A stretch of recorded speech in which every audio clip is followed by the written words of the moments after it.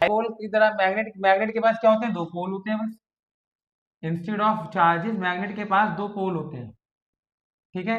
Electric field line कहां से कहां जाती है, पॉजिटिव से नेगेटिव। इलेक्ट्रिक फील्ड लाइन कहां जाती है बेटा, पॉजिटिव से नेगेटिव, आया ना। इलेक्ट्रिक फील्ड लाइन ऐसे जाती है। मैग्नेटिक फील्ड लाइन कहां से कहां जाती है, नॉर्थ टू साउथ। मैग्नेटिक अंदर ही देखना, बाहर देखना है बस। मैग्नेटिक फील्ड लाइन कहां से कहां जाती है, नॉर्थ टू साउथ, ठीक है।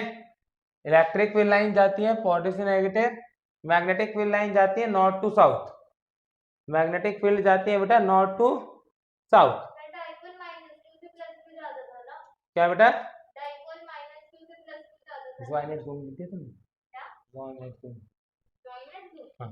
ठीक है। डाइपोल डायरेक्शन होती, डाइपोल की इलेक्ट्रिक फील्ड की जाती थी पॉजिटिव से नेगेटिव, मैग्नेटिक फील्ड की जाती थी नॉर्थ से साउथ, ठीक है। ये नॉर्मल केस है, हमें आप सबको ये बात बचपन से पता है। अब इसमें एक टर्म होती थी P, P stand for dipole moment. P stand for dipole moment. Dipole moment क्या होती है बेटा, 2aq। P stand for dipole moment.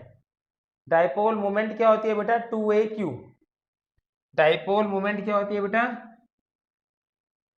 2aq। यही होता था बेटा 2a इन दोनों के बीच का डिस्टेंस, ठीक है। तो हमने क्या किया बेटा, साउथ और नॉर्थ पोल को भी चार्ज मान सकते हैं। जैसे डाइपोल के अंदर चार्ज होते हैं ना, ऐसे बेटा ये फिगर और ये फिगर आइडेंटिकल है, तो हम क्या कर सकते हैं, साउथ और नॉर्थ पोल को भी चार्ज मान लेते हैं। तो इसका साउथ का चार्ज मानते हैं नेगेटिव, -q, क्योंकि माइनस की मैग्नेटिक फील्ड इलेक्ट्रिक फील्ड अंदर आती है ना, मैग्नेटिक फील्ड साउथ के अंदर आ रही है। तो हमने साउथ को चार्ज मान लिया मैग्नेट का, तो q सब्सक्रिप्ट में क्या लिख दिया, m, और नॉर्थ को चार्ज मान लिया मैग्नेट का। यहां पर बस इसको चार्ज नाम ना देखिए, क्या नाम दे दिया गया बेटा, पोल स्ट्रेंथ, जिसका SI यूनिट होता है ampere metre. Pole strength is directly proportional to cross sectional area. जितनी चौड़ी मैग्नेट उतना ज्यादा pole strength. Pole strength is directly proportional to cross sectional area. Pole strength cross sectional area पे depend करती है। Pole strength is directly proportional to cross sectional area, ठीक है।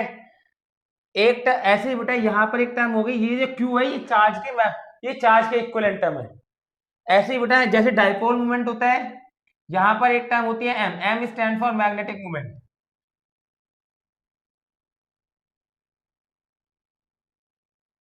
ठीक है। यहाँ ये वाला जो A है ये क्रॉस सेक्शनल एरिया, यूनिट वाला जो A है वो एम्पेयर है, इसमें कंफ्यूज मत हो जाना। M जो है बेटा वो है मैग्नेटिक मोमेंट। मैग्नेटिक मोमेंट जो है सिंपल डाइपोल मोमेंट ही है मैग्नेट के अंदर।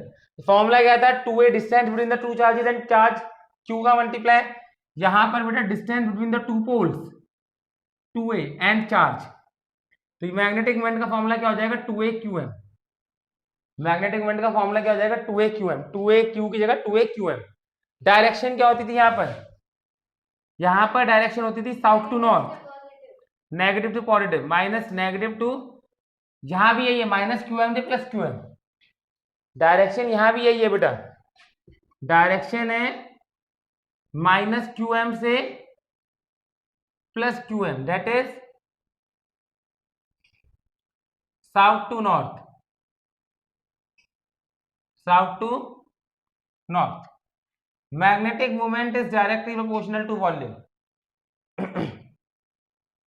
Magnetic moment is directly proportional to volume.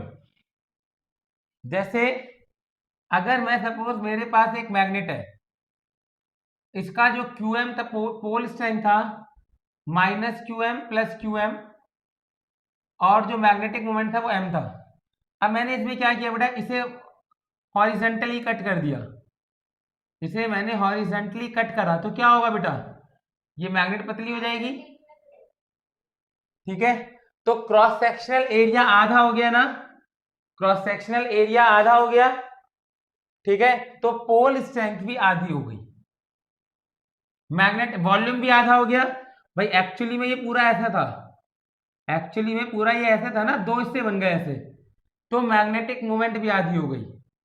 अगर वर्टिकली कट कर दिया, अगर वर्टिकली कट कर दिया तो ऐसे ऐसे दो हिस्से बन जाएंगे। क्रॉस सेक्शनल एरिया तो उतना ही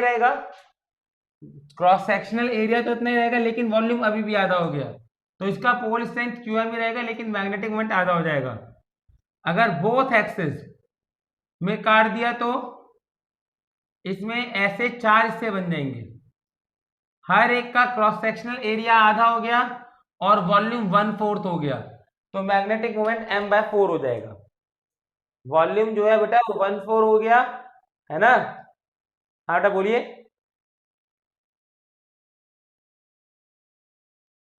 बेटा ये तो मैंने ऐसे ही क्वेश्चन ले लिए, 1 मार्कर में आ सकते हैं ये, कि मैंने एक जनरल मैग्नेट ले ली, उसका -QM +QM और M मैग्नेटिक मोमेंट था। ठीक है, ये चीज ये इन दोनों फैक्टर पर डिपेंड करते हुए क्वेश्चन है कि जो पोल स्ट्रेंथ होती है वो क्रॉस सेक्शनल एरिया और मैग्नेटिक मोमेंट वॉल्यूम पे डिपेंड करता है। ठीक है, तो अगर आपने एक मैग्नेट को हॉरिजॉन्टली काटा तो दो हिस्से हो गए, वॉल्यूम आधा हो गया, मैग्नेटिक मोमेंट आधा हो गया, क्रॉस सेक्शनल एरिया आधा हो गया। क्रॉस सेक्शनल एरिया पहले इतना था, अब आधा हो गया बेटा, तो पोल स्ट्रेंथ भी आधा हो गई। ठीक है, वर्टिकली कट, अगर आपने वर्टिकली कट कर दिया तो ये दो हिस्से बन गए, क्रॉस सेक्शनल एरिया सेम रहा तो पोल स्ट्रेंथ सेम रही, मैग्नेटिक मोमेंट लेकिन वॉल्यूम आधा हो गया। अगर आपने दोनों एक्सिस पे काट दिया, तो क्या होगा बेटा, क्रॉस सेक्शनल एरिया आधा हो गया, मैग्नेटिक मोमेंट 1/4 हो गया। क्रॉस सेक्शनल एरिया आधा हो गया, मैग्नेटिक मोमेंट कितना हो गया, 1/4। ठीक है, हाँ हाँ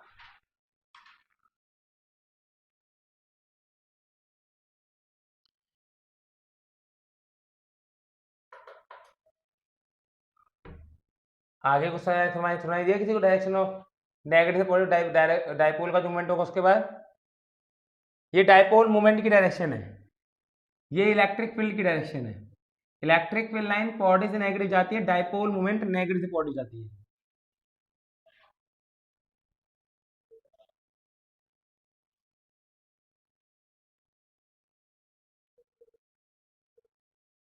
यस, हाँ थोड़ी थोड़ी आ ही रही है, बताओ।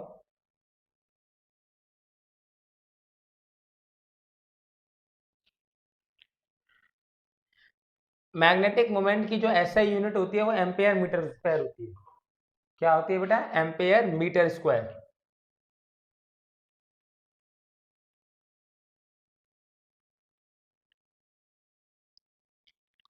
मैग्नेटिक मोमेंट की जो SI यूनिट होती है बेटा वो होती है एम्पेयर मीटर स्क्वायर।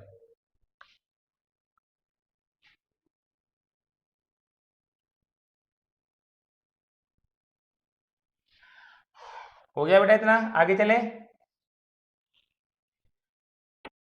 तो बेटा ये तो थी मैग्नेट की, मैग्नेट ये हमारे चैप्टर 5 का टॉपिक है। वैसे कर हम चैप्टर 4 रहे हैं, लेकिन ये जो टॉपिक है चैप्टर 5 का है, ये चैप्टर 4 में यूज होना है, इसलिए पढ़ा रहा हूँ बस।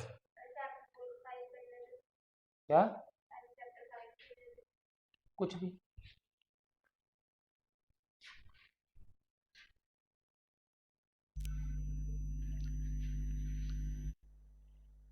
हो गया बेटा इतना नोट।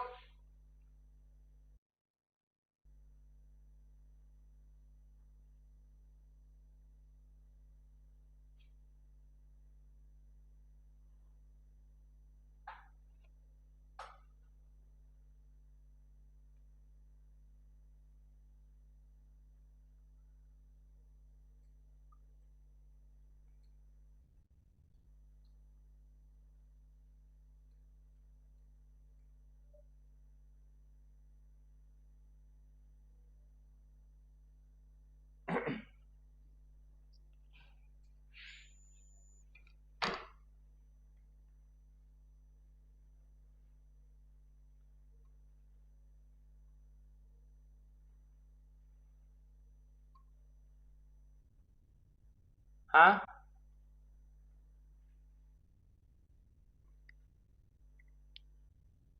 स्कूल खुल गए, स्कूल खुलने का ऑर्डर तो आया नहीं कोई।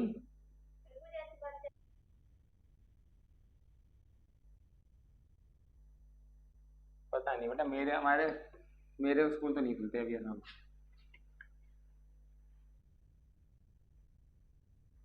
आए ना आए। वो तो स्कूल खुलने का ऑर्डर इसलिए है कि 12th के बच्चों को आप एडमिशन प्रोसेस के लिए स्कूल बुला सकते हो, पढ़ाने के लिए स्कूल बुला सकते हो। थ्योरी के लिए तो बुलाना अलाउड ही नहीं है, वही तो कह रहा हूँ, पढ़ाने के लिए बुलाना अलाउड नहीं है अभी। हाँ,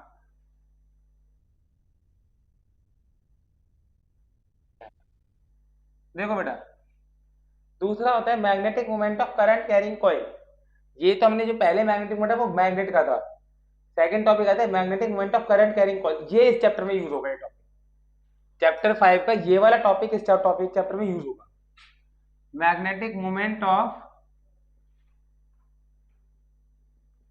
current carrying coil, current carrying coil. देखिए बेटा, मैग्नेट में फॉर्मूला होता है 12Qm, करंट कैरिंग कॉइल के लिए फॉर्मूला होता है बेटा NIA। मैग्नेटिक मोमेंट का फॉर्मूला क्या होता है? NIA, number of turns, current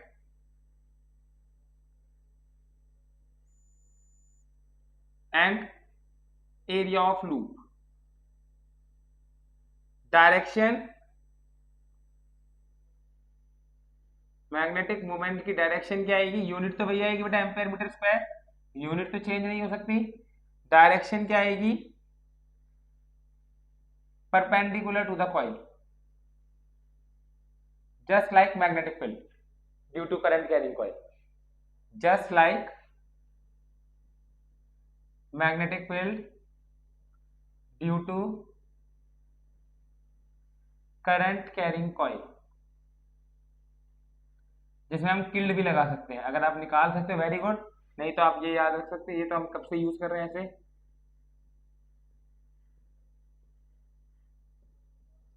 anti clockwise, outside, right, up.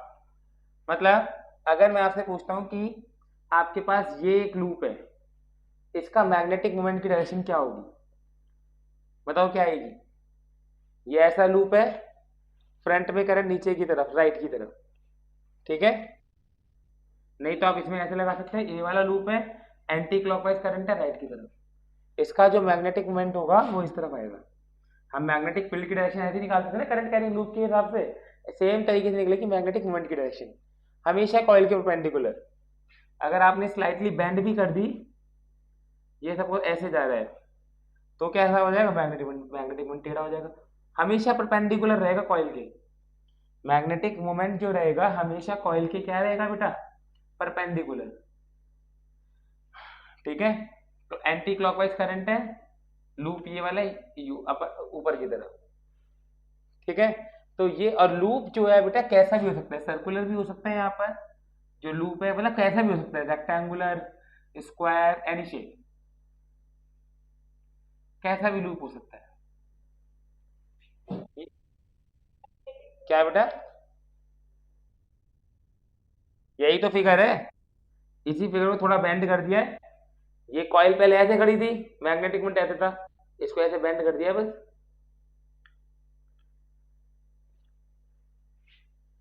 Loop तो यही वाला है अभी भी।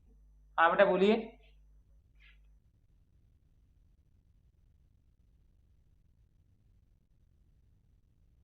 Just like magnetic field due to current carrying coil, just like magnetic field due to current carrying coil. ये कंसेप्ट हमें यूज करना है बस, मैग्नेटिक मोमेंट का, मुझे केवल इससे मतलब है, ठीक है। तो लिखिए बेटा, question लिखवाऊं?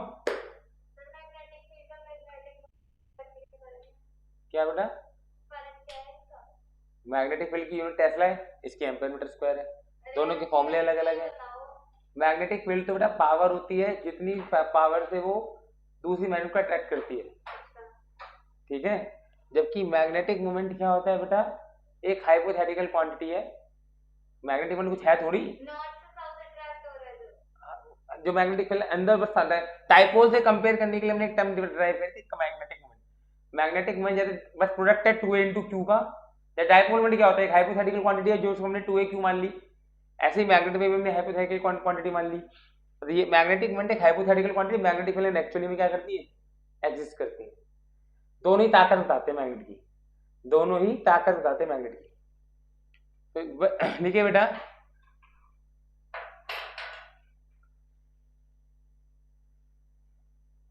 a wire of length L is cut into two equal parts. A wire of length L is cut into two equal parts.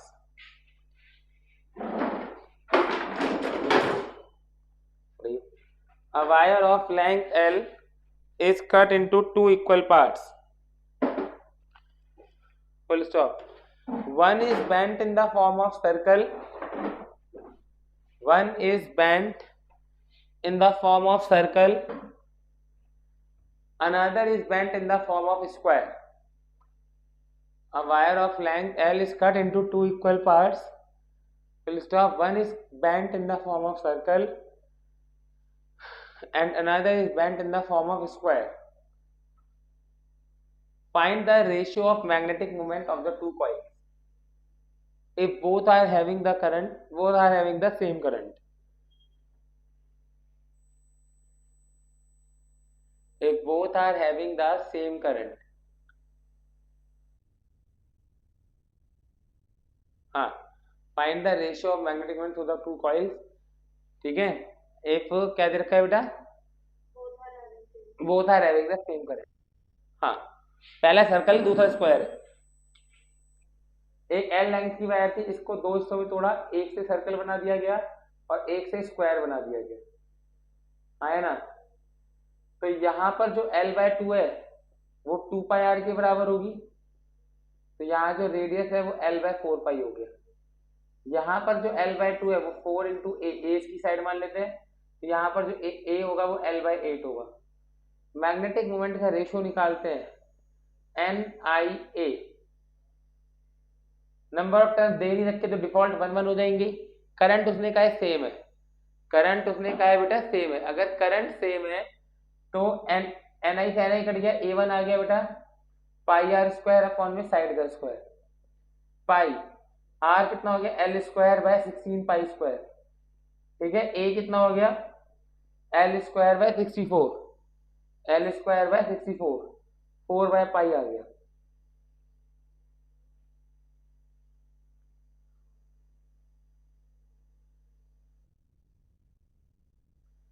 एक है बेटा, एक ही टर्न दिया है ना, एक एक एक गोले तो बोले बराबर नहीं है। यहाँ पर इसका भी एक गोला बनाया है, इसका भी एक गोला बनाया है।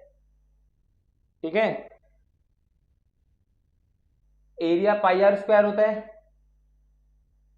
सर्कल का, स्क्वायर का साइड का स्क्वायर होता है। r और a का वैल्यू मैं ऊपर निकाल चुका हूँ।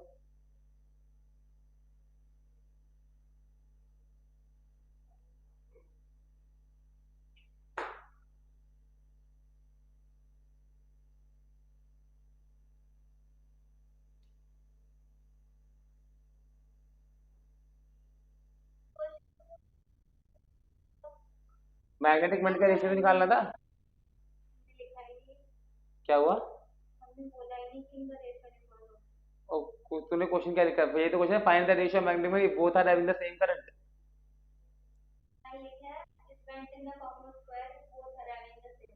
तूने एक लाइन खा गई ना, मैंने क्वेश्चन बोला था। हाँ बताओ क्या क्या क्या बोला शाश्वत?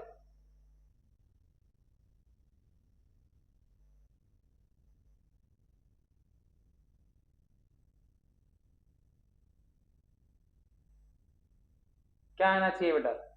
अपने आप करके देखो, ए का स्क्वायर करोगे तो क्या आएगा? बस जो आना चाहिए वही लिखा है। सही कह रहे हो आप, 64 लिखा है।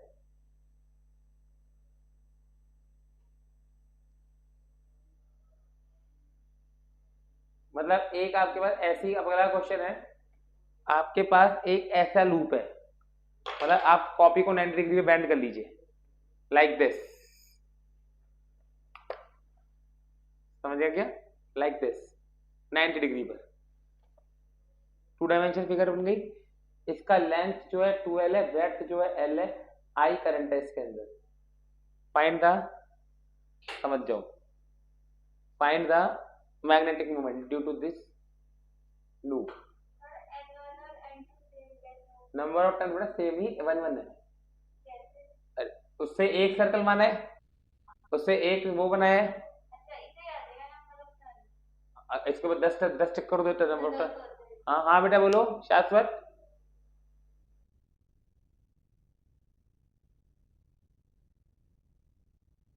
बुक की बाउंड्री है, बुक को हमने ऐसे ये आपका बुक है ना, लाइक दिस, ऐसे एल शेप में पड़ी हुई है।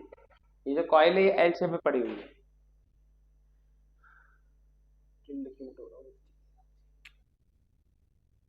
हाँ शाबाश, ये बहुत सही सोचा तुमने। बस यही इसमें कंसेप्ट है कि आप क्या करोगे बेटा। लेकिन ये जो कंसेप्ट है बेटा क्लोज लूप के लिए लगता है ये तो अगर देखिए अब आप क्या मान सकते हैं, आप इस फिगर को ऐसा मान सकते हैं।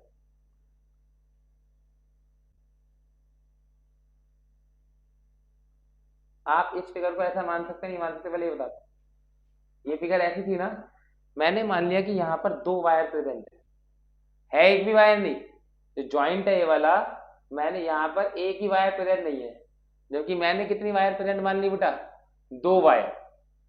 मैंने कितनी वायर प्रेजेंट मान ली है बेटा, दो वायर। ठीक है, अब एक में देखिए ऊपर वाले के हिसाब से करंट राइट में जा रहा है और नीचे वाले लूप के हिसाब से करंट कहाँ जा रहा है, लेफ्ट में। तो कोई अंतर पड़ेगा क्या, नेट करंट अभी भी जीरो है। भाई बीच में वायर नहीं थी तो बीच में करंट कितना था, जीरो। ठीक है, अब हुआ क्या है, ऐसा मानने से मेरे दो दो लूप कंप्लीट हो गए। अभी भी इसमें नेट करंट कितना रहेगा, जीरो। अभी भी नेट करंट कितना रहेगा इस जॉइंट वाली वायर में, जीरो। आया ना। तो ये मैंने हाइपोथेटिकली मान लिया। मैंने बेटा ये एना ये लगता है वो क्लोज लूप के लिए लगता है। तो क्लोज लूप अगर मैं दोनों को अलग अलग पढ़ता हूँ ओवरऑल ये पूरा फिगर क्लोज है, लेकिन मैं ऊपर वाले हिस्से को अलग पढ़ रहा हूँ, नीचे वाले को हिस्से को अलग पढ़ रहा हूँ।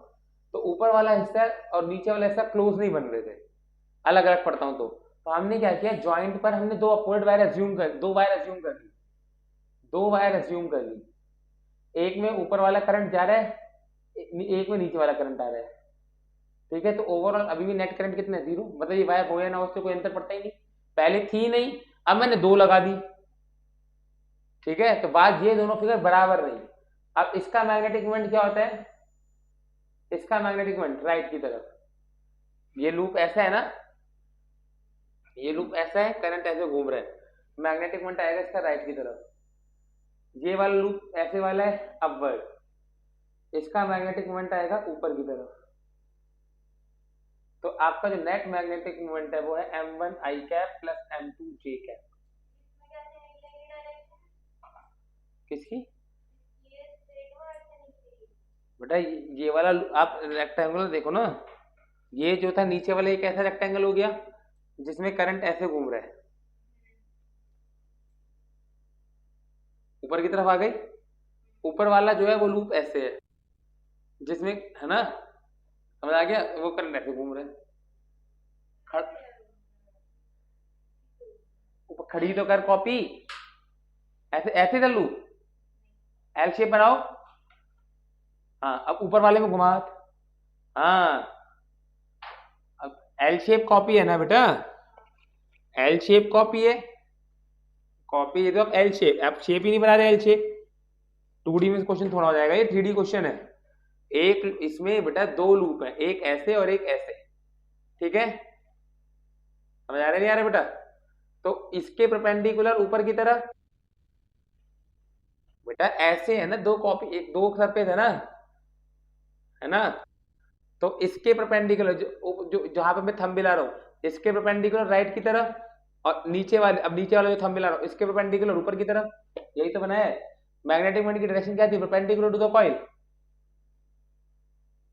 तो ये फिगर ऐसी है ना, तो इस वाले थंब के परपेंडिकुलर राइट की तरफ और नीचे, और इस वाले थंब के परपेंडिकुलर ऊपर की तरफ।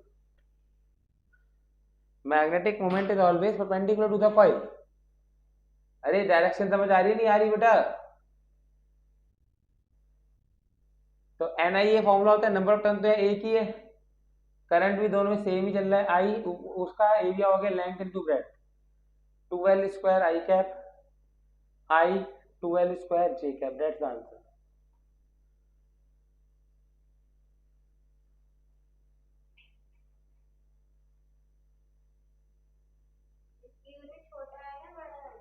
सिंबल छोटा m है। अब बेटा मैग्नेट, अब देखो करंट का फ्लो करता है जब चार्ज फ्लो करता है, यानी कि मूविंग चार्ज भी करंट पैदा कर सकता है, और करंट है तो मैग्नेटिक फील्ड होगी, और मैग्नेटिक फील्ड है तो मैग्नेटिक मोमेंट भी रही होगी। बात समझ रहे बेटा? करंट है तो चार्ज मूव है तो करंट है, करंट है तो मैग्नेट है, मैग्नेट की मैग्नेटिक मोमेंट है। तो पहले हमने सिंपल मैग्नेट की पढ़ी, करंट कैरिंग लूप की पढ़ी। थर्ड टॉपिक क्या आएगा? Magnetic moment of revolving charge particle, magnetic moment of revolving charge particle. Yes, नहीं 12 का ना लेंथ 12 लेनी है, टर्न तो एक ही है दोनों। आइए, एन तो 1 मान लिया मैंने।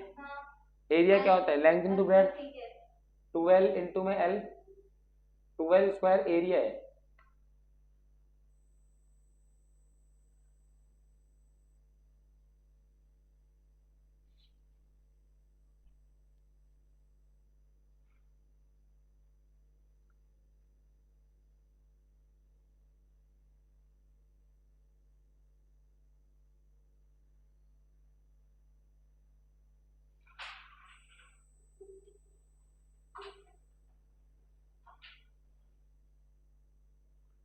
हो गया बेटा इतना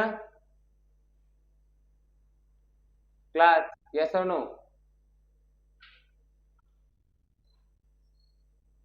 हाँ, तो इसके बाद लिखिए बेटा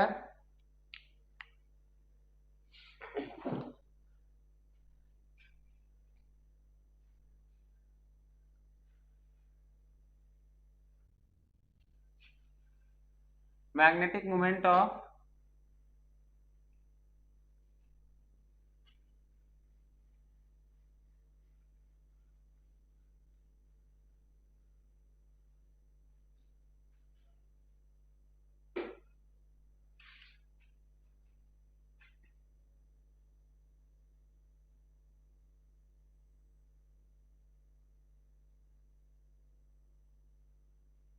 magnetic moment of revolving charge particle.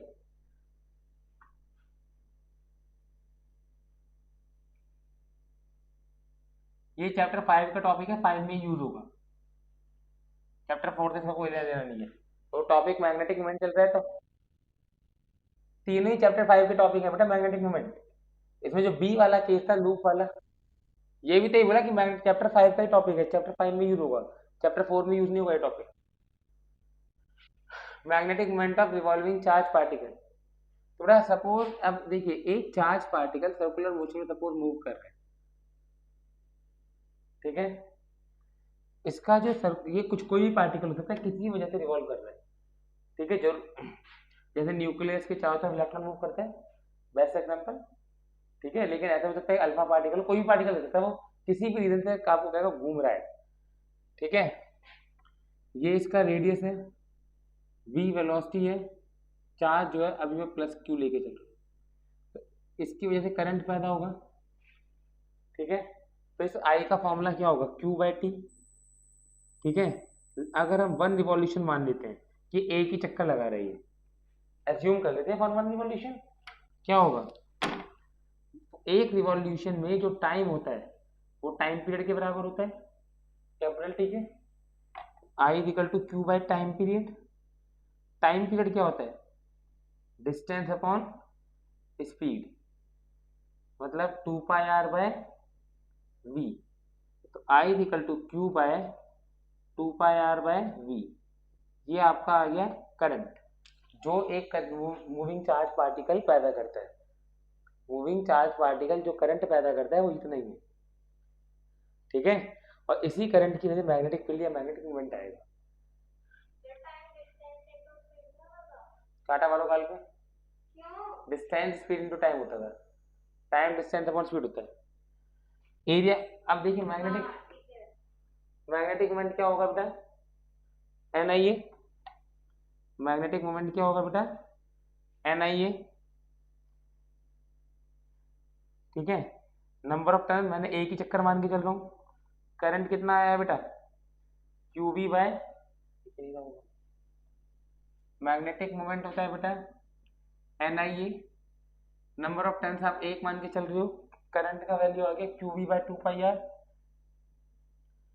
Into में एरिया कितना होता है pi R square, magnetic moment का वैल्यू आ गया Q B R by 2 for any particle, it is the simple formula for any particle. ठीक है, इसको हम और एलाबोरेट कर सकते हैं, specially for electron revolving around nucleus. ठीक है, ये तो कोई पार्टिकल हो सकता है, अल्फा हो, न्यूट्रॉन हो, न्यूट्रॉन उसमें अन्य और चीज जाएगा उसमें ना, ये तो यूनिवर्सल है, हर किसी के लगेगा, इलेक्ट्रॉन हो प्रोटॉन हो हर किसी के लगेगा। Now specially for electron revolving around nucleus, revolving around nucleus क्या होगा बेटा, मैग्नेटिक मोमेंट का फॉर्मूला क्या था मेरा, क्यू वी आर बाय 2 आया, ये चल रहा था बेटा, इसे multiply and divide by M A कर दो, मास ऑफ इलेक्ट्रॉन से, multiply and divide by M E, mass of electron, electron के मास से मल्टीप्लाई और डिवाइड कर दीजिए, तो मैग्नेटिक मोमेंट हो जाएगा Q M V R upon में 2 एम ई। अब बेटा अगर आपने बचपन में कभी 11th क्लास करी हो तो आपने 11th क्लास में पढ़ा था फिजिक्स के अंदर, 11th फिजिक्स के अंदर पढ़ा था एक term L, angular momentum, angular momentum.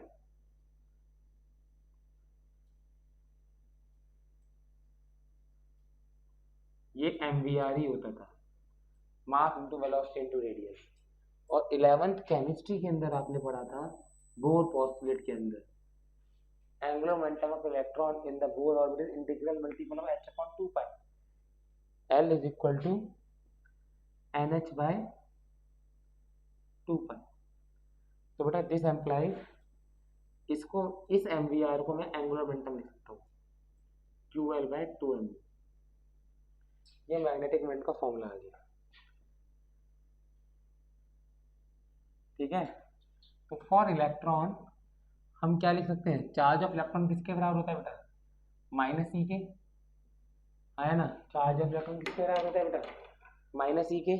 तो आप इलेक्ट्रॉन की लिख सकते हो m is equal to E L by 2m E, या वेक्टर फॉर्म में लिखेंगे अगर तो माइनस भी ले लेंगे बस, अगर वैल्यू लिखेंगे तो ई एल बाय 2m ई, तो इलेक्ट्रॉन का चार्ज को हम ई से रिप्रेजेंट करते हैं, ये तो मैग्नीट्यूड फॉर्म हो गई, ये क्या हो गया magnitude.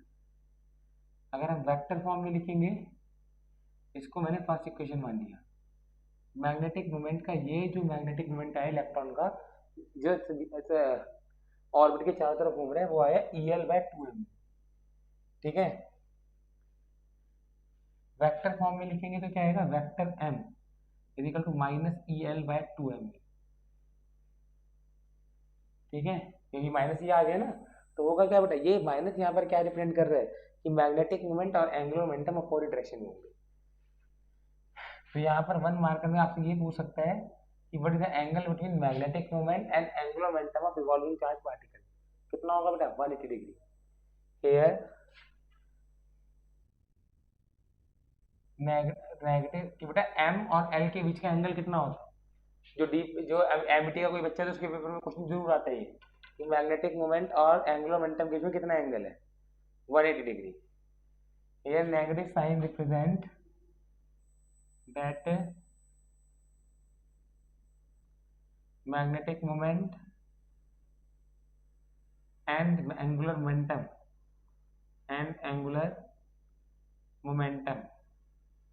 are opposite to each other, इनके बीच में थीटा कितना होता है 180 डिग्री। ठीक है,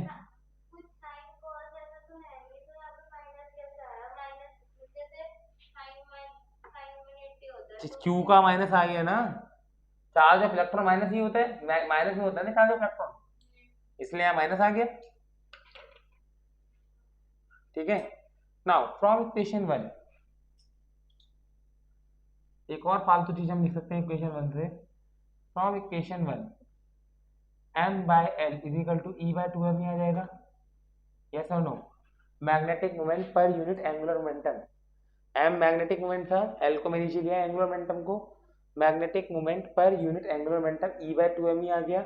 इसको बेटा गायरो मैग्नेटिक रेशियो कहते हैं। इसका क्या काम है, ये क्यों पढ़ाया जाता है मुझे नहीं पता, आज तक मेरे किसी काम नहीं आया है, मुझे इसकी वैल्यू भी इवन याद नहीं है। हालांकि इसकी वैल्यू आपको एनसीईआरटी में लिखी मिल जाएगी, चार्ज ऑफ इलेक्ट्रॉन और मास का रेशियो था, मास ऑफ इलेक्ट्रॉन का, पर आपको भी याद करने की जरूरत नहीं, कभी काम नहीं आने वाली है। ठीक है, पर इसे कहते हैं gyro magnetic ratio, gyro magnetic ratio. ये क्या चीज है मुझे नहीं पता, और इसकी रेशियो को गायरो मैग्नेटिक रेशियो कहते हैं। फ्रॉम 1 अगेन m कितना था बेटा, EL बाय 2me, लेकिन L का एक फॉर्मूला NH बाय 2 भी पुट कर सकते हो आप। ठीक है, ये हो जाएगा E,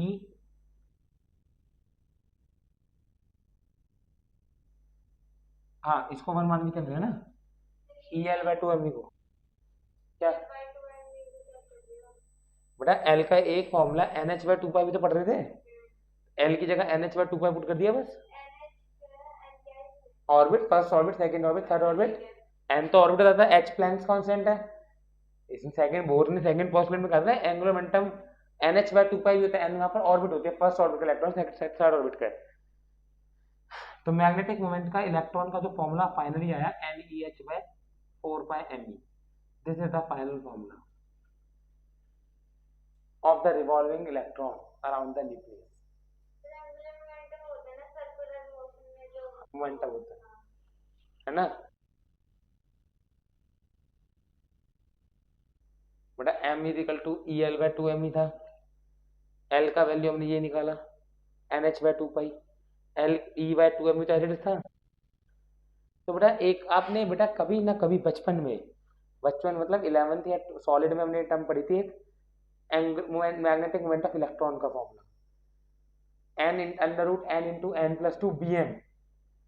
हम केमिस्ट्री के अंदर जो मैग्नेटिक मोमेंट पढ़ते हैं वो क्या पढ़ते हैं केमिस्ट्री के अंदर, केमिस्ट्री के अंदर तो देखो बोर्ड इतना छोटा है, हाँ केमिस्ट्री के अंदर जब हम मैग्नेटिक मोमेंट पढ़ते हैं तो क्या पढ़ता है बेटा, under root n into n plus 2 bm, bm stand for Bohr magnetron. ठीक है, यहाँ पर n होते हैं नंबर ऑफ अनपेयर्ड इलेक्ट्रॉन, ये 11th से पढ़ाया जाता है, सॉलिड में भी पढ़ा सकते हैं, इसे कहीं पढ़ा सकते हैं, पी ब्लॉक भी पढ़ा सकते हैं। यहाँ पर n होता है नंबर ऑफ अनपेयर्ड इलेक्ट्रॉन, और यूनिट मैग्नेटिक मोमेंट की केमिस्ट्री में क्या पढ़ी, bm बोर मैग्नेट्रॉन, जबकि मैग्नेट एम्पेयर कौन है, ये मैग्नेटिक मोमेंट की यूनिट एम्पेयर मीटर स्क्वायर होती है। केमिस्ट्री में हम पढ़ते हैं बोर मैग्नेट्रॉन, ये बोर मैग्नेट्रॉन कहाँ से आ गया बीच में, बोर बेटा बोर ने क्या कहा कि इसमें केवल ई कांस्टेंट है, एच कांस्टेंट है, 4 कांस्टेंट है, पाई कांस्टेंट है, एम ई कांस्टेंट है। तो इसने क्या कहा, इसको सेकंड इक्वेशन मान लीजिए, ये तो मैंने ऐसे ही बता रहा हूँ बस, केमिस्ट्री में ये फॉर्मूला यूज करते हैं। तो मतलब पेपर में पूछता है व्हाट इज बोर मैग्नेट्रॉन, अगर थ्योरी का होता, कंपटीशन में तो खाली फॉर्मूला पूछ सकता है, what is the correct formula of bore magnetron. ठीक है, तो बेटा for first orbit, for first orbit magnetic moment कितना आ जाएगा, 1 EH bye 4πme first orbit के लिए, इसी को बेटा बोर मैग्नेट्रॉन कहते हैं, bore magnetron bm, it is the magnetic moment of electron in the first orbit. Bore magnetron क्या होता है, magnetic moment of electron in first orbit, magnetic moment of electron in first orbit, that is what is called bore magnetron. मतलब इसको मुझे आगे इससे भी multiply करना चाहिए EH बाय 4πme से, लेकिन इसको हम छोड़ देते हैं, हमने bm को एक यूनिट मान लिया, इसकी एक वैल्यू होती है वो भी मुझे याद नहीं, कभी काम नहीं आती। इतने मीटर मतलब एक बोर मैग्नेट्रॉन में इतने एम्पेयर मीटर स्क्वायर होते हैं, आप ऐसा समझो। तो केमिस्ट्री में जो हम मैग्नेटिक मोमेंट की यूनिट पढ़ते हैं वो बोर मैग्नेट्रॉन पढ़ते हैं। तो फिजिक्स में आता है कि बोर मैग्नेट्रॉन होता क्या है, तो बोर मैग्नेट्रॉन कुछ नहीं है, एक इलेक्ट्रॉन की वजह से सर्कुलर मोशन में जो इलेक्ट्रॉन है उसके जो करंट पैदा हो रहा है, उस करंट की जो मैग्नेटिक फील्ड पैदा हो रही है, उस मैग्नेटिक फील्ड की जो मैग्नेटिक मोमेंट है, उस मैग्नेटिक मोमेंट को बोर मैग्नेट्रॉन कहते हैं। Bore magnetron is the magnetic moment of electron in the first orbit of hydrogen atom.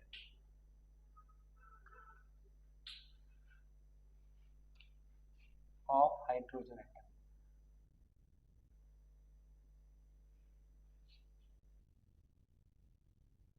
कहाँ पर बेटा? क्या मानना था फर्स्ट?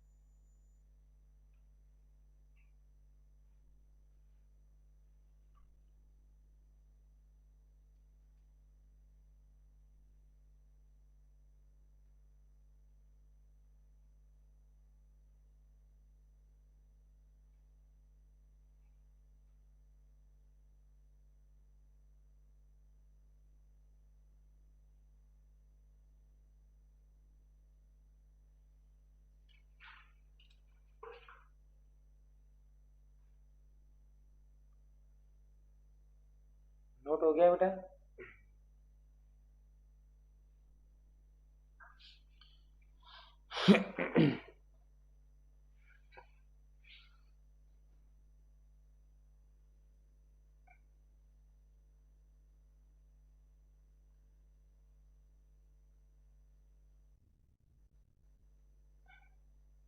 बाकी सबका नोट हो गया बेटा?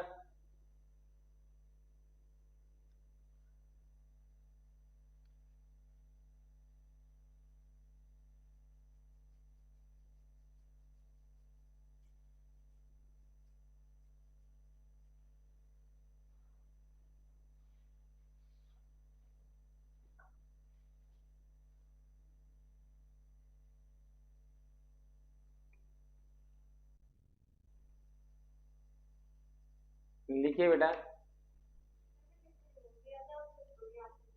नहीं लिख ले।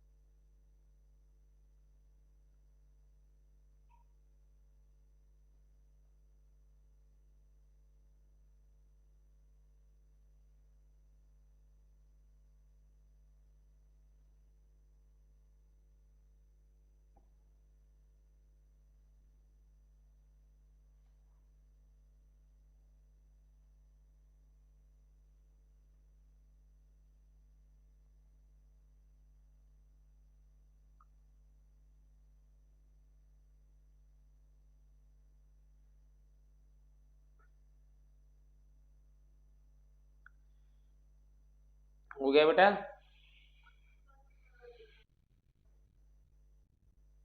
लिखिए बेटा। Torque experience by dipole, oh magnetic current carrying coil and W का torque experience by current carrying coil in external magnetic field, torque experience by current carrying coil in external magnetic field, torque experienced by current carrying coil in external magnetic field.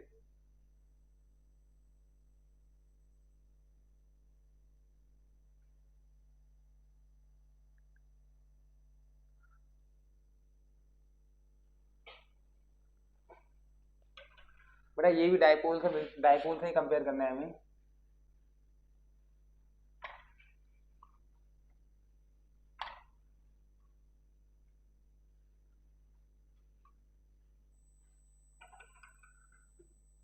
देखिए बेटा आपके पास dipole था, यहाँ पर क्या चल रही है, करंट कैरिंग कॉइल। डाइपोल यहाँ पर क्या था, इन external electric field, in external electric field, यहाँ पर क्या, current carrying coil in external magnetic field. Suppose आपके पास ये डाइपोल पड़ा था minus Q plus Q, dipole moment की डायरेक्शन ये थी, ठीक है, ये ई एक्सटर्नल थी, इनके बीच का एंगल थीटा था, तो इस पे टॉर्क लगता था बेटा vector P cross vector E, torque is equal to P sine theta, yes और नो। फर्स्ट हमने पढ़ी, हमने बात ही नहीं पढ़ी। सेम चीज होती है बेटा मैग्नेट के साथ, कॉइल के साथ। सपोज करंट कैरिंग कॉइल ऐसे पड़ी है, ये आपके पास एक करंट कैरिंग कॉइल है, ठीक है, ये मैग्नेटिक फील्ड में पड़ी है north pole south pole, external magnetic field ऐसे लग रही है, इसका जो मैग्नेटिक मोमेंट होगा वो क्या होगा बेटा, perpendicular to the coil, perpendicular to the coil, ठीक है, ये जो एंगल है थीटा है, इसका जो टॉर्क होगा वो m cross B external, same यहाँ इसी की तरह, यहाँ पर डाइपोल मोमेंट था p cross e, dipole moment की जगह यहाँ क्या आ गया, magnetic moment m cross p, that is mb sin theta, where theta is angle between, theta क्या होता है, angle between magnetic moment and magnetic field. Magnetic moment याद रखना बेटा परपेंडिकुलर टू द कॉइल है, कभी कभी वो आपको कंफ्यूज कर देता है बेटा, ये वाला एंगल दे देता है plane of coil and magnetic field के बीच का, ठीक है, फाई क्या होता है, angle between plane of coil and magnetic field, plane of coil and magnetic field, theta plus phi कितना होता है, 90 डिग्री।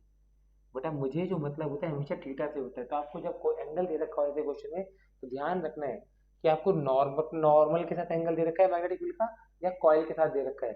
अगर नॉर्मल मतलब मैग्नेटिक मोमेंट के साथ दे रखा है तो थीटा सही है, अगर कॉइल के साथ दे रखा है मैग्नेटिक फील्ड का एंगल तो उसको मुझे 90 में से माइनस करके थीटा निकालना पड़ेगा, क्योंकि थीटा और फाई का सम हमेशा कितना आता है, 90 डिग्री।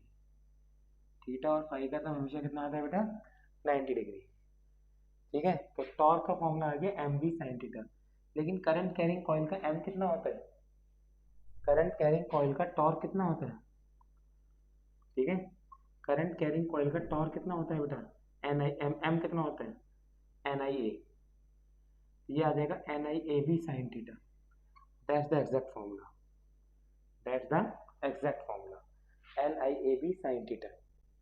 फिर हम निकालते थे work done in rotating the dipole, dipole घुमाने में कितना वर्क डन है, anyone can anyone tell me the formula, कोई मुझे फॉर्मूला बता सकता है बेटा कि डाइपोल घुमाने में कितना वर्क डन आएगा, work done in rotating dipole कितना आता था, हाँ शाबाश बोल, सही बोल रहे हो, हाँ work done W, work done in rotating dipole, in rotating dipole ये आता था minus PE cos theta 2 minus cos theta 1, same work done W, work done rotating the magnetic coil, ठीक है, ये कितना आ जाएगा minus M B cos theta 2 minus cos theta 1, theta मैं बार बार बता रहा हूँ कॉइल और मैग्नेटिक फील्ड के बीच का एंगल नहीं है, थीटा जो एंगल है वो मैग्नेटिक मोमेंट जो कॉइल के परपेंडिकुलर है और एक्सटर्नल मैग्नेटिक फील्ड के बीच का एंगल है। Minus M B cos theta 2 minus cos theta 1। यहाँ पर जो पोटेंशियल एनर्जी होती थी यू, पोटेंशियल एनर्जी वो होती थी माइनस पी डॉट ई, मतलब minus P E cos theta. यहाँ पर जो पोटेंशियल एनर्जी होती है वो होती है minus M dot B is equal to minus M B cos theta is equal to minus M B cos theta. सब कुछ सेम चल रहा है जो डाइपोल की तरह डाइपोल में चलता था। सब कुछ सेम चल रहा है जो डाइपोल में चलता था।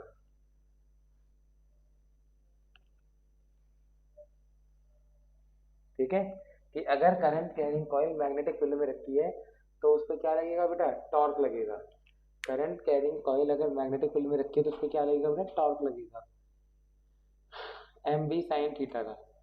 वहां पर एम जो डायरेक्शन है वो परपेंडिकुलर टू द कॉइल है।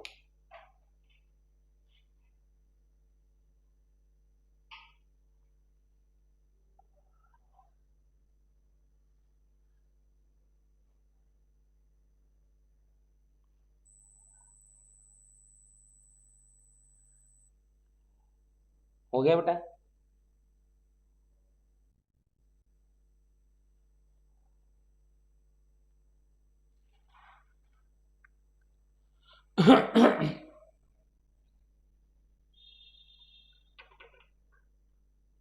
बस कंपेयर किया बेटा, डाइपोल के फॉर्म में थे, ये करंट कैरिंग कॉइल के फॉर्म में हो गए।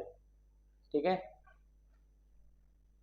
इसके बाद बेटा मैं इधर लिख रहा हूँ इस तरफ। ठीक है, तो आप लिखिए बेटा वही जो डाइपोल में कंडीशन थी, stable equilibrium, unstable equilibrium, maximum torque, वो सारी कंडीशन यहाँ भी है।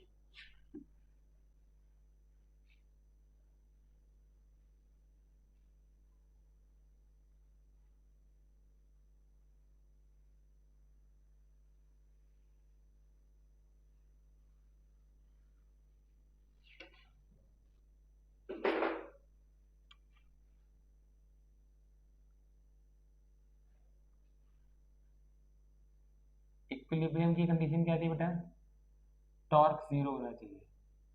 टॉर्क कितना होना चाहिए, जीरो। इसकी दो कंडीशन थी, एक स्टेबल इक्विलिब्रियम वर्ड था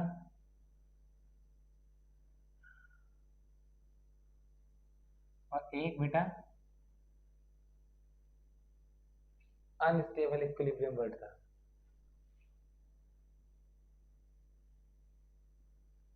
ठीक है, यहाँ पर जो थीटा होता था जीरो होता था, यहाँ पर थीटा 180। ठीक है, यहाँ पर टॉर्क कितना आएगा, पीई। टॉर्क का फॉर्मूला कितना चल रहा है, एम बी साइन जीरो। इसका मतलब क्या होगा, कॉइल की ओरिएंटेशन कैसी होगी, M B sine zero zero. यहाँ पर टॉर्क कितना होगा, एम बी साइन 180 जीरो। ठीक है, यहाँ पर जो ओरिएंटेशन होगी कैसी होगी बेटा, मैग्नेटिक फील्ड सपोज ऐसे जा रही थी एक्सटर्नल, कॉइल जो है इसके अंदर ऐसे पड़ी है जिसमें एक एंटी क्लॉकवाइज करंट जा रहा है, तो इसके अंदर जो मैग्नेटिक फील्ड, इसका जो मैग्नेटिक मोमेंट आएगा वो परपेंडिकुलर टू द कॉइल बाहर की तरफ आएगा, थीटा जीरो हो गया। सेम में अगर आप, ये आपकी एक्सटर्नल मैग्नेटिक फील्ड है, सेम में बेटा करंट अगर उल्टा जाने लगे तो इसका मैग्नेटिक मोमेंट बेटा क्लॉकवाइज में लेफ्ट में आता है ना, टिल्ड क्लॉकवाइज में मैग्नेटिक फील्ड कहाँ से आती है, लेफ्ट की तरफ। यहाँ मुझे कॉइल की मैग्नेटिक फील्ड नहीं देखना, मैं अब जो मैग्नेटिक फील्ड है वो एक्सटर्नल लगी हुई है, तो कॉइल की जो मैग्नेटिक फील्ड की डायरेक्शन होगी वो लेफ्ट की तरफ आएगी, और जो वही डायरेक्शन होगी वही किसकी डायरेक्शन होती है, मैग्नेटिक मूवमेंट की। करंट कैरिंग कॉइल की जो मैग्नेटिक फील्ड होती है उसी की डायरेक्शन क्या होती है, मैग्नेटिक मूवमेंट की डायरेक्शन है ना। तो यहाँ पर जो हम एक्सटर्नल मैग्नेटिक फील्ड यूज कर रहे हैं अभी तक एक्सटर्नल कर रहे हैं, मैं इसलिए हर जगह EXT लिख रहा हूँ। ठीक है, करंट कैरिंग कॉइल की अपनी भी तो मैग्नेटिक फील्ड है, उससे मेरा यहाँ इस टॉपिक में कोई लेना देना नहीं है। ये करंट कैरिंग कॉइल अपनी mu naught I by 2R, mu naught I R square by 2R square plus x square by 3/2 उतनी मैग्नेटिक फील्ड अपनी भी तो पैदा करती है, उससे हम नहीं देख रहे हैं। हम केवल क्या देख रहे हैं, एक्सटर्नल मैग्नेटिक फील्ड ऑलरेडी लगी हुई है, वहां पर कोई करंट कैरिंग कॉइल प्लेस्ड है, और मैग्नेटिक मोमेंट की डायरेक्शन हमें कैसे निकालें, करंट कैरिंग कॉइल की मैग्नेटिक फील्ड की तरह। तो यहाँ पर बेटा मैग्नेटिक डायरेक्शन राइट में चली जाएगी, इसमें क्लॉकवाइज करंट है तो लेफ्ट में आ जाएगी, टिल्ड फॉर्मा फॉलो हो रहा है। इसमें बेटा पोटेंशियल एनर्जी की minus M dot B, sine zero zero होता है, साइन 180 भी जीरो होता है, कॉस 180 माइनस 1 होता है। टॉर्क तो दोनों में जीरो लिखी है, देखो इक्विलिब्रियम कंडीशन ही पढ़ रहे हैं, टॉर्क दोनों में जीरो होगा इक्विलिब्रियम के लिए, दोनों में टॉर्क जीरो पढ़ रहे हैं ना। साइंस 1 मिनट क्लास खत्म कर लूँ, तो minus M B cos zero आ जाएगा, minus M B potential energy यहाँ पर कितना होगा, माइनस एम डॉट बी, ये मिनिमम होती है पोटेंशियल एनर्जी। ठीक है, स्टेबल इक्विलिब्रियम की खास बात क्या होती है कि वहां जो पोटेंशियल एनर्जी होती है मिनिमम होती है, और यहाँ पर जो पोटेंशियल एनर्जी होगी minus M B cos 180, cos 180 होता है बेटा माइनस 1, ये आ जाएगा प्लस एम बी, मैक्सिमम होती है, ये क्या होती है बेटा मैक्सिमम। एक कंडीशन क्या आती है बेटा इसमें, मैक्सिमम टॉर्क की, मैक्सिमम टॉर्क की, अगर आपको टॉर्क मैक्सिमम निकालना है बेटा तो थीटा कितना होना चाहिए 90 डिग्री, मैक्सिमम टॉर्क के लिए थीटा कितना होना चाहिए 90 डिग्री, तो मैक्सिमम टॉर्क हो जाएगा बेटा M B sine 91 M B आ गया, और इस केस में पोटेंशियल एनर्जी कितनी रहेगी minus M dot B, minus M dot B equal to minus M B cos zero, cos zero हो गया वन, तो माइनस कॉस 90, कॉस 90 हो गया जीरो, पोटेंशियल एनर्जी जीरो होगी, इस केस में पोटेंशियल एनर्जी कितनी होगी बेटा जीरो हो गई। ठीक है, तो इसके ऊपर कहीं कहीं ना एक 1 मार्कर क्वेश्चन पूछा है, what is the work done in rotating the coil from stable to unstable position, work done in rotating coil from stable to unstable, stable to unstable, तो बेटा equilibrium in external magnetic field, in external magnetic field कैसे निकालेंगे बेटा, work done हो जाएगा minus, अभी हमने लिखा था formula M B cos theta 2 minus cos theta 1 minus M B cos, finally कितना है बेटा अनस्टेबल, स्टेबल ये इनिशियल है, फाइनल है, थीटा 2 पोजीशन ये वाली होगी अनस्टेबल वाली, अनस्टेबल में थीटा कितना होता है 180, कॉस 180 माइनस में कॉस जीरो निकाल लेना जो भी आता है, कॉस 180 होता है बेटा माइनस 1, कॉस जीरो होता है 1, 2 एम बी आ गया, ये भी इंपॉर्टेंट क्वेश्चन है, उल्टा भी देता है अनस्टेबल से स्टेबल, तो अब वो हो जाएगा minus 2 M B. Maximum torque कब होता है जब थीटा 90 डिग्री हो, डायपोल में भी सेम कंडीशंस थी, कॉस में, हाँ ये तो लिखा है, जिनका हो जाए दे कैन ली, नहीं तो नोट करके जाना, आप